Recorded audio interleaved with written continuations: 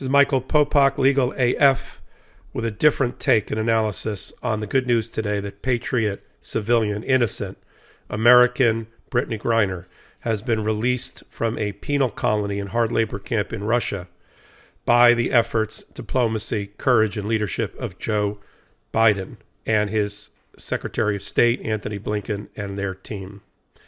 For those that have taken two attacks on Joe Biden and on Brittney Griner by extension about a lack of equivalency between the prisoners that were exchanged, or the fact that Joe Biden was not able to get all of the illegally, improperly detained people out of Russia, I say the following. Firstly, Brittney Griner did not deserve her fate. She's an American citizen, a patriot who's worn the US&A stitched on her jersey, representing her country proudly, successfully, as probably the most successful woman basketball player of all time.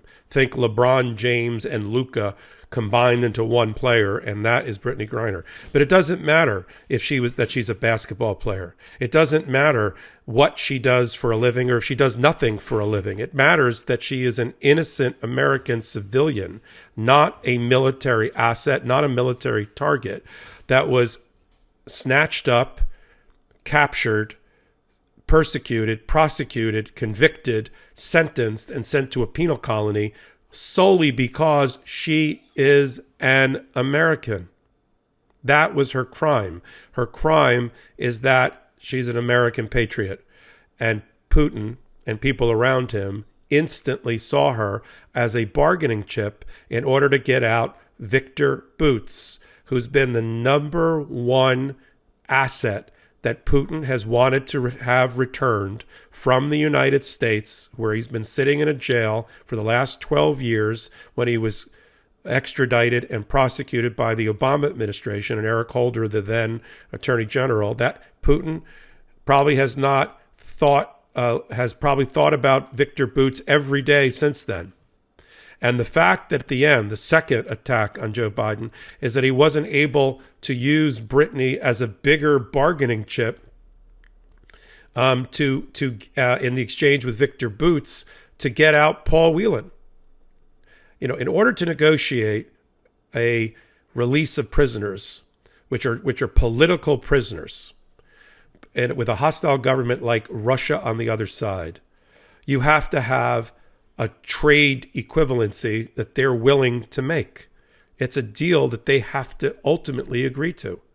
And even though since the summer, it is clear from reporting from privately and publicly that the Biden administration has tried to tie Brittney Griner and Paul Whelan together as tightly as possible in order to make them one unit of exchange for Victor Boots, which has always been the only person that Putin has ever wanted.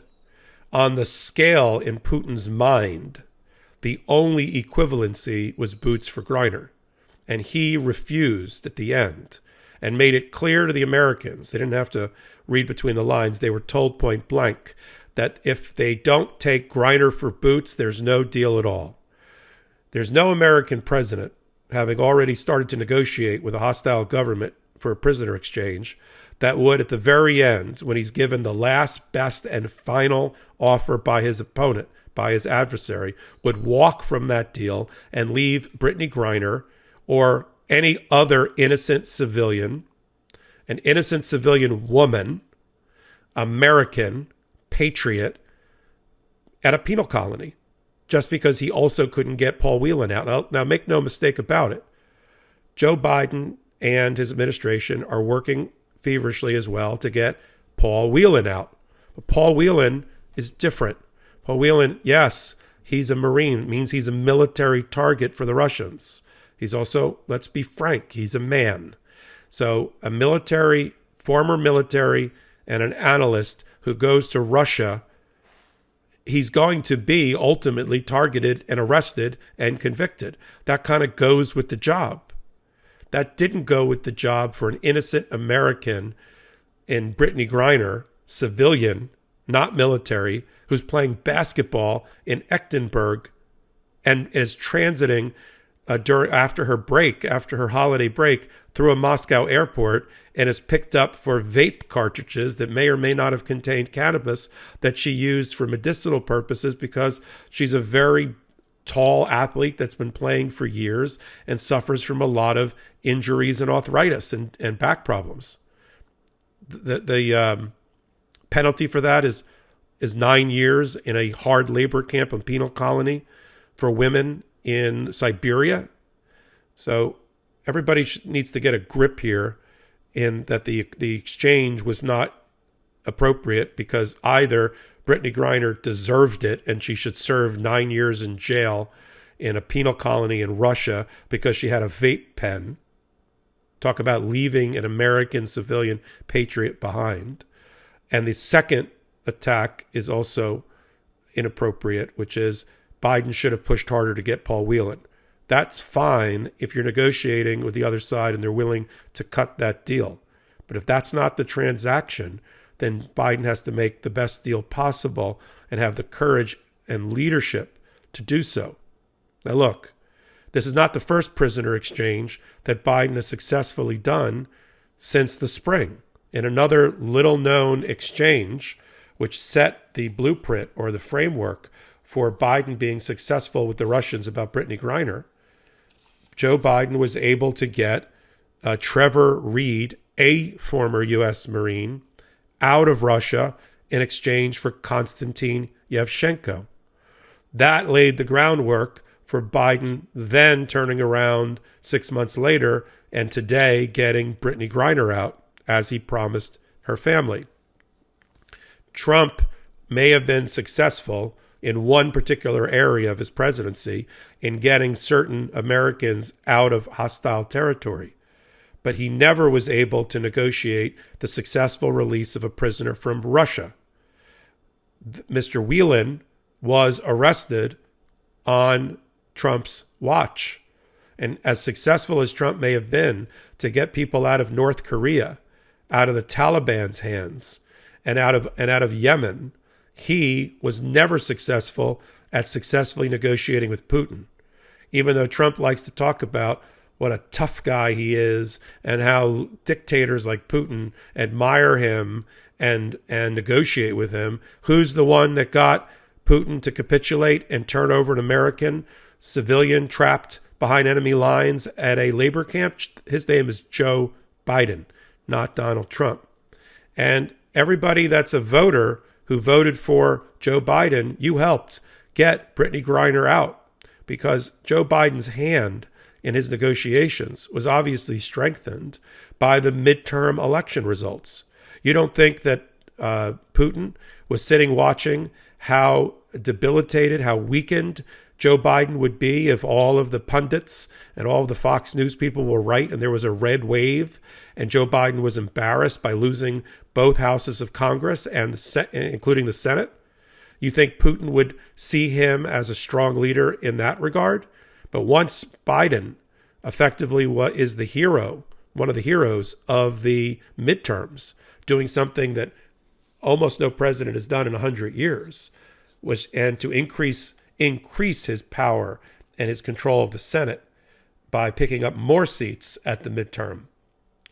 That strengthened Biden's hand in his negotiating posture to get Griner out. No doubt about that. If he had lost, if the red wave had happened, Brittney Griner would likely, along with Paul Whelan, be rotting in a penal colony. So this is that intersection of law, diplomacy, and politics that we talk about on our Legal AF podcast every Wednesday and Saturday, writ large, with Brittney Griner's release today. The other attack on Joe Biden is also unfair and immoral, which is, well, he didn't get enough. He didn't get enough. And he shouldn't have exchanged a mere basketball player for an arms dealer. Look, that's not how. No one on this podcast on either side of this microphone is in a position to play God and to line up what you do for a living and who you are with whether you're entitled to be released from a wrongly convicted and sentenced civilian. I don't care if Brittney Griner was a student, a school teacher, a firefighter, a professional basketball player, a scientist, an engineer, a doctor, a lawyer. It doesn't matter, or did nothing, a retiree. It did nothing in terms of work and was in retirement. Doesn't matter.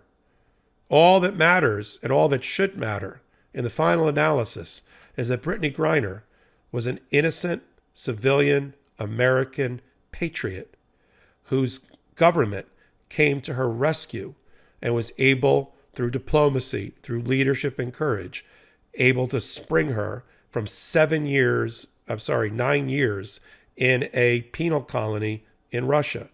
That should be the first word on the topic and the last word in the analysis. This is Michael Popok for Legal AF, bringing you the news of Brittney Griner's release in a prisoner exchange for Victor Boots with Russia. Our blue wall stopped the red wave and election deniers got denied election. That's why we're celebrating with the new Democracy Prevails team. We've got lots of work to do, but we should all be proud that when democracy was tested, democracy prevailed. You've earned this. Don't wait. Get yours right now at store.MeidasTouch.com. That's store.MeidasTouch.com.